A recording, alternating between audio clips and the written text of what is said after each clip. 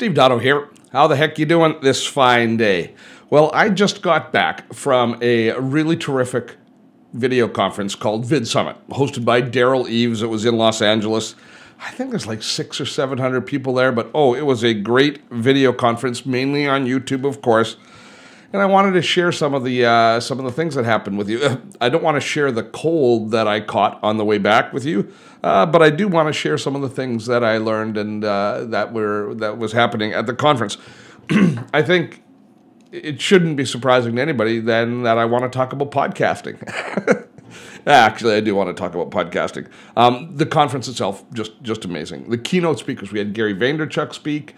We had Jack Conte from the founder of Patreon speak, and he was spectacular in a word. He had something like 650 slides in his presentation. Now, just that normally would be a just ridiculous number of slides.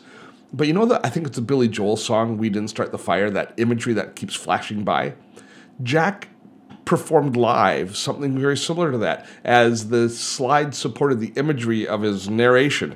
And he didn't have notes. He worked from the slides as he delivered, and it was a piece of performance art. It was something that I'd never seen a presentation quite like that, and it's going to stay with me for a long time.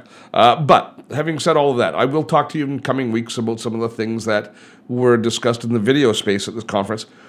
But I really wanted to spend some time talking to you about podcasting. My talk, when I gave my talk, it was at 8 in the morning on the first day. Before the keynotes. So we had rather sparse attendance at the first three talks that were being delivered. But while I was on, Paul Colligan was talking about podcasting. Now, Paul is a bright guy. He's kind of like, I'd say he's been in the game at least as long as I have, but he really knows the podcasting game, and he really knows the podcasting world. And while I didn't get a chance to see his talk, obviously because we were speaking at the same time, I did get a chance to chat with him at length afterwards about it. And he really got me starting to think about the world of podcasting again and just how valuable the podcasting space was. In the past, I've had a podcast. When I did a radio show, I used to have a podcast that we'd converted into a podcast. But it's nothing that I've ever been willing to invest in the way that, say, we've invested in the YouTube channel. And there's a couple of reasons for that. First of all, I love podcasting. I love radio overall. I'm just a fan of the radio format. And podcasting, obviously, is the closest thing we have in the online space to it. So I don't have anything philosophically against podcasting. I love it. I love to consume it, listen to it all the time when I'm taking Farley for walks, listen to different podcasts. But I've never been willing to invest in it because as a creator, not to really invest, because I always had trouble seeing the monetization strategy. Basically, I couldn't figure out how to generate revenue and sustain revenue from a podcast. Because here's the issue. Here was the issue. You create a podcast, and you could get a lot of downloads. You could get a lot of people to download a podcast, and they could be very popular. You can attach sponsorship to that podcast. There's revenue models against it. There's no doubt. But it's the metrics. It's measuring how popular the podcast is that I was having trouble with. Being able to take to a sponsor a value proposition of saying that my podcast is worth this much because it's getting this much exposure. Now, we could always see exactly how many downloads there were. Apple, iTunes, all of the different podcast distributors give you a good idea of how many people have clicked and downloaded your podcast. And if they listen to them online, you can see how long people have listened. But most people download them onto their device and then listen to them offline when they don't listen to them in an online form. So you never really knew how many of the podcasts that were downloaded were actually listened to and what percentage of time each of those podcasts was listened to, the ones that were. So in talking to a sponsor, you were kind of just guessing exactly how much value your podcast represented. A lot of people will subscribe to a podcast and not listen to those podcasts. They get downloaded to their phones or to their devices, but they're never consumed. Or they only consume the top 4 or 5 minutes of a podcast. They don't consume the whole thing. So I always found it a difficult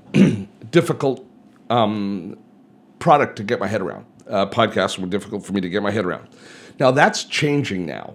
In some cases, at least with Apple's new podcast player, Apple is starting to share statistics with the podcast creators of not just how often they're being downloaded, but how long people are consuming them, what the overall consumption of the podcast is once it's being downloaded.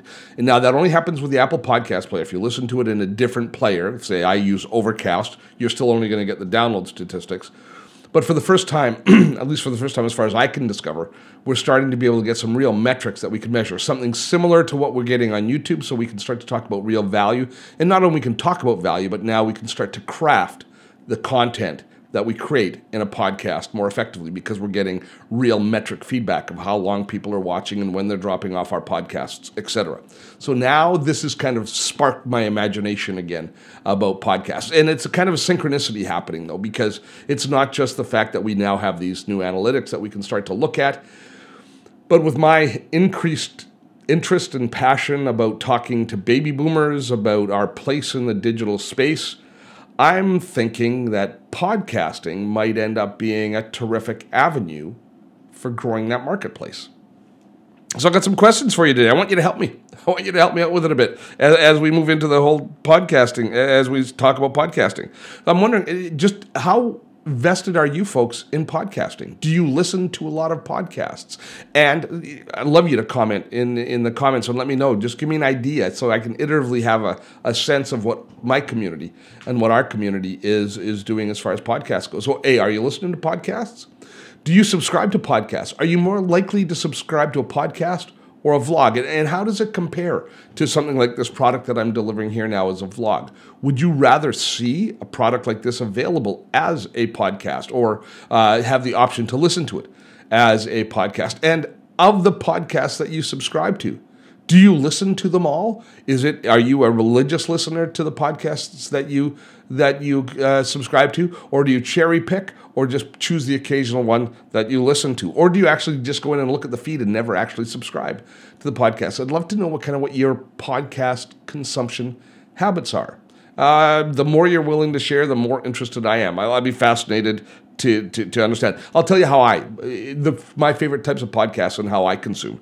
So my favorite podcasts are people like, I listen to people that are in the social marketing space. Guys like John Lee Dumas. I'll put all links down below if you are interested. John Lee Dumas, Amy Porterfield. She's just probably the one that I've listened to the longest, along with Michael Stelzner's, the online marketing one. Pat Flynn's Smart Passive Income, really good one. I listen to Tim Schmoyer. He talks about YouTube content creation. And the newest one that I'm listening to, they've just started back, is Kara Swisher's. They call it Pivot.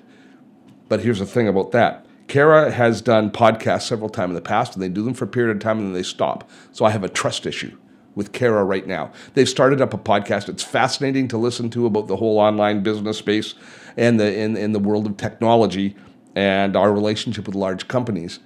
But I'm wondering if they're going to keep going. If they do, I'm so down with it. But if they don't, I will be some powerful disappointed. So now, as far as how I consume them, I don't consume every single podcast that each one of these people publishes. Before I go for a walk with Farley, I take a look at my podcast list, and I do subscribe to them, and they're all downloaded onto my iPhone. But I go through and I read the description, and I determine whether or not it's a topic I'm interested in. So probably at a high end, I consume more than 1 out of every 2 that all of these people publish, but I definitely don't consume every one. Probably 1 out of every 2 is kind of the average that I do, because if it's a topic that, if they're doing something on Instagram, I like Instagram, but I just not really all that interested, unless it's a friend that's their guest. I might listen to it then, but I'm pretty picky about which ones I listen to, and then I always spend time trying to find new podcasts, listening to new publishers. So, along with the comments about how you consume podcasts, I'd love to know what your favorite podcasts are and why. Who are the podcast creators that you think do the best job creating podcasts? Those are all kind of questions that I have. I think podcasting might be a really powerful delivery mechanism for baby boomers and for Gen Xers. It's so close to radio. We're so comfortable with that. Are you replacing the drive to the car? Are you replacing AM radio if you're commuting? Are you listening to podcasts as you go? I'm really curious. And the other thing is that as I kind of look at what they're doing with the whole podcasting space now, I see a little bit of convergence happening between the live streaming world and the podcasting world. And I don't know whether this is laziness or opportunity or a really great opportunity or a really great technique. So what we see happening with a lot, like Tim Schmoyer, for example, with his YouTube podcast, it always starts out as a live stream. He does a weekly live stream. Then he takes that live stream, which is streamed in his case to YouTube Live, and then he uses that as a base for his podcast. Now, I like that in a lot of ways. Of course, when we did radio shows, they were always broadcast live, so we would often have callers and we would have the energy of an audience and guests to add value to the podcast. And I think obviously you can do that as well by streaming live. But I also see a lot of podcast creators, and it's going to sound wrong, but kind of being lazy with how they use this, in that they won't edit and they won't tighten up the podcast enough. So you'll hear them doing all of the preamble, and you'll hear them welcoming, Eugene from Topeka and Byron from Barcelona. You'll hear them doing all of that kind of that live housekeeping stuff that we do when we're delivering a live stream. So that concerns me a little bit. And also, I think when you are delivering a live stream, so many people don't produce them as we did our radio programs. Here's what I'm going to get to. If you are delivering a live stream, the fact that you're reading the comments yourself often and you're managing all the different assets, you're often a little bit distracted. So you're not delivering a show the way a radio host would, who has a producer in the room, in the booth, who's fielding the calls, staging the questions, and just putting through questions that are relevant to you. You don't have to decide what questions you're going to answer. If I was doing a radio program right now, on my board would be, and it was an open line radio show, or I would have questions coming in from callers, but I wouldn't have to read all of the questions myself to determine the valuable questions. No. Instead, my producer would be doing all of that, and they would be just feeding the questions through to me. Plus, I'd be taking regular breaks for ads, which allow you to recompose your thoughts and plan for the next section. Typically speaking, live streams don't have that structure, or they don't have that crew that helps you produce. Although if you do a live stream that way, I think it's so much better. But all of that, I think, kind of waters down the value of the content as you create it. So those are kind of my thoughts on what's happened in the world of podcasting. It's funny that I come back from an online video conference with my brain afire about the world of podcasting.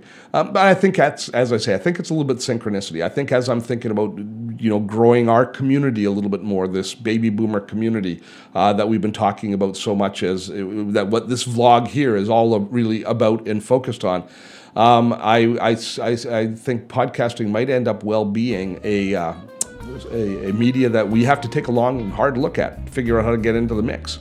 And so the more I know about how you like to consume these podcasts and what you find valuable in them, the better off I am in making those decisions. That's it. Let's wrap things up now. I think we've had a good kick at the podcasting can. I love reading your comments and suggestions, so please post below. I do read every single one. If you like this video, please give it a like and share it with your friends or colleagues who may find it useful. Now make sure you've subscribed and hit that notification bell. And if you have time, check out some of our other videos right over there. Till next time, I'm Steve Dotto. Have fun storming a castle.